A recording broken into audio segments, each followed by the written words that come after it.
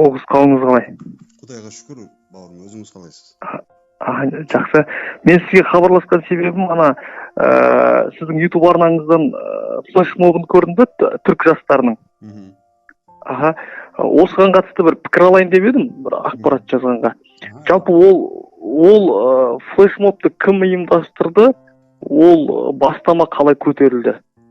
Біз араласып жүрген кейбір жастар осы мәселеге наразылықтарын айтып жүргенде маған. Сосын мен давай дедім, осындай бір нәрсе жасайық.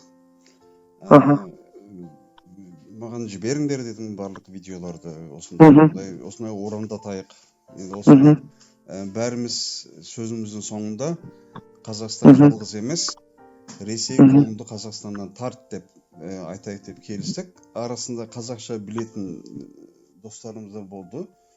Білмейтіндер де болды. Олар Түркия түркшесінде сөйледі, білетіндер қазақша сөйледі. Енді онсыз да жастардың ішінде осындай наразылық сезім бар еді.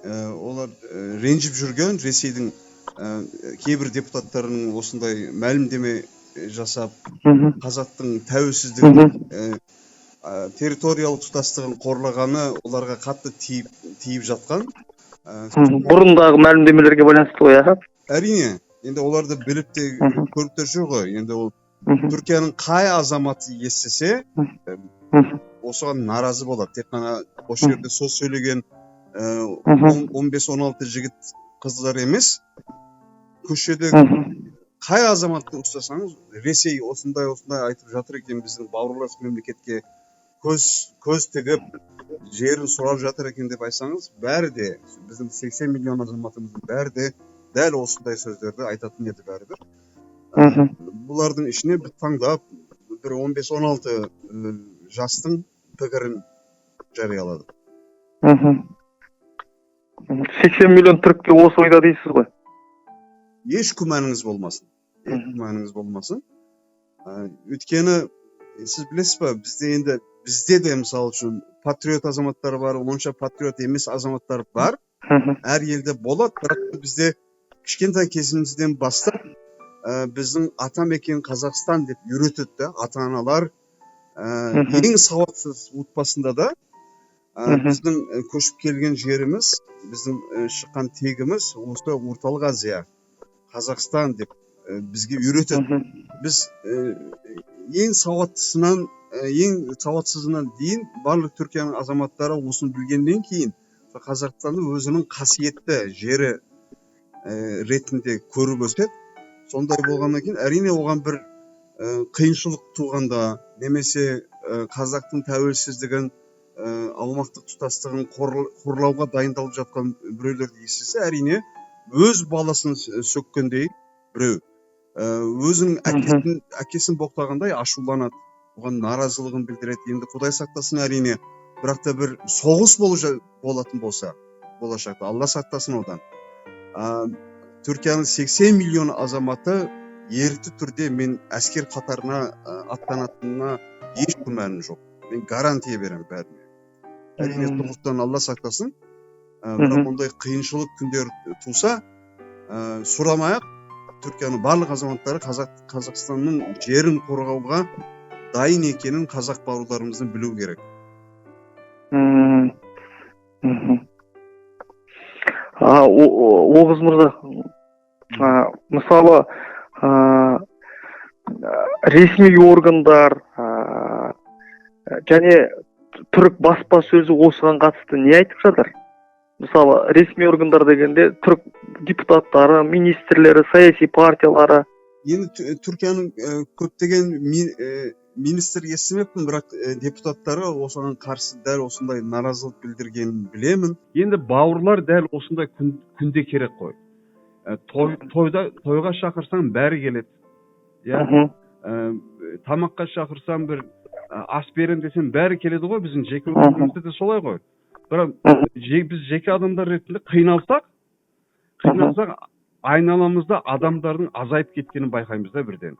Шын достардан басқа, бауырларымыздан басқа, шын өмірде де біз жалғыз екенімізді көреміз да. Енді бұл түркілердің бауырластығы дәл осындай күндерде керек. Әрине біз жақсы күндерде де тойларда да біз бірге боламыз, Құдай қаласа, түркі халықтары. Бірақ біздің достығымызды, бауырластығымызды дәлелдейтін дәл осындай қиын күндер. Кешегі Азербайжан мен Арменияның ортасында қақтығыс болған кезде қазақ халқы, енді көрдіңіздер ғой, қазақ халқы 100% қолдау көрсетті Азербайжанға. Өзі бір нәрсе істей алмаса да, өзі бара алмаса да, ішінен күйініп, дұға етіп, қолдау көрсетіп әлеуметтік желілерде. Енді бұл қазақ халқы өзінің адалдығын дәлелдеп берді. Мінекей, енді мен сөзді көп созбай-ақ мысал келтіріп кетейін. Түркияда азаттық соғысы болып жатқан кезде, өткен ғасырдың бірінші ширегінде, ол кезде қазақтың өзі де бодандықта еді, қазақтың өзі де кедей еді. Бірақ Алашорда үкіметі және Алашордан таратылғаннан кейін оның қалдықтары, сол Алаш ардақтылары қазақ халқынан жәрдем жинап, кәдімгідей материалды көмек жинап, сол кедей халықтан, кедей халық бар қолындағы байлығын беріп Түркияға жіберсін деп. Ол кезде біздің қазақ ата-бабаларымыз өзінің бауырластығын дәлелдеген болатын да. Түркияның түріктері сол азаттық соғысын сол қазақтың, өзбектің, қырғыздың көмегімен, материалдық көмегімен жеңді. Мағжанның Түркияға арнап алыстағы бауырыма деп өлең жазған рухани көмегімен жеңді. Көрдіңіз бе? Енді ол сізге тағы бір сұрақшы. Жалпы кезінде, Кеңес одағы кезінде Ресей бір старший брат сияқты болды ғой, жаңағы үлкен аға сияқты. Мысалы, Түркияның өзі ішінде, саяси элитасының ішінде осындай амбициялар бар ма, түркі халықтарының бір ағасы болу? Енді бұл шынды айтайын, жасырмай, Қазақстан енді тәуелсіз болған жылдары, 90-шы жылдары, біз түркі халықтарының ағасымыз деген түсінік болды Түркияда. Мен оған ылғи да қарсы шығып жүрдім. Қарсы шыққанымның себебі, енді қалай конференцияларымда, мақалаларымда қарсы шығып жүрдім. Өйткені біздің бауырластығымызда аға іні болмайды. Біз тең дәрежелі болуымыз керек. Енді бұлай қарасам, мысалы, қазақтар түркиялықтардың ағасы болу керек те, өйткені бұл Қазақстан сол түркінің тамыры емес па? Бір аға керек болатын болса, ол қазақ болу керек түркі әлеміне. Бірақ жалпы айтқанда, түркілердің бауырластығында, енді Құдай қаласа құрылатын түркі одағында тең дәрежелік болу керек та. Мен ағамын, өйткені мен 80 миллион халқым бар, сен інісің деген болмайды. Ол халық санымен, жер көлемімен өлшенбейді ол аға. Өйткені барлық түркі республикалары тәуелсіз мемлекеттер. Мысалы, Қырғызстан кішкентай, халқы да аз, жері де аз, бірақ тәуелсіз мемлекет қой. Неге біреу оған аға болу керек? Ол тең дәрежелі, тәуелсіз, біз егіз туған екі ағайынды сияқты тең дәрежелі болуымыз керек. Сіз Алматыдасыз ба, Оғыз мырза? Әлде Астанада? Астанадамын. Менде де YouTube арна бар еді, жаңалаш деген. Мен сізге WhatsApp-ыңызға тастайын. Сұхбатқа шақырайын деп едім сізді. Енді бір Астанаға келіп қалсаңыз, жақсы, Астанаға келіп қалсам, мен сізге хабарласам, сіз Алматыға келіп қалсаңыз, сізде бір хабар бере салсаңыз, мен сізге Facebook'та достық жіберіп қойдым. Сіз Астанада кім болып жұмыс жасайсыз? Сізді кім деп беру керек? Филология ғылымдарының докторы деп. Филология ғылымдарының докторы деп жазсаңыз жақсы. Сіздің атыңыз кім еді, айтып едіңіз ғой? Менің атым Қанат Тілеухан.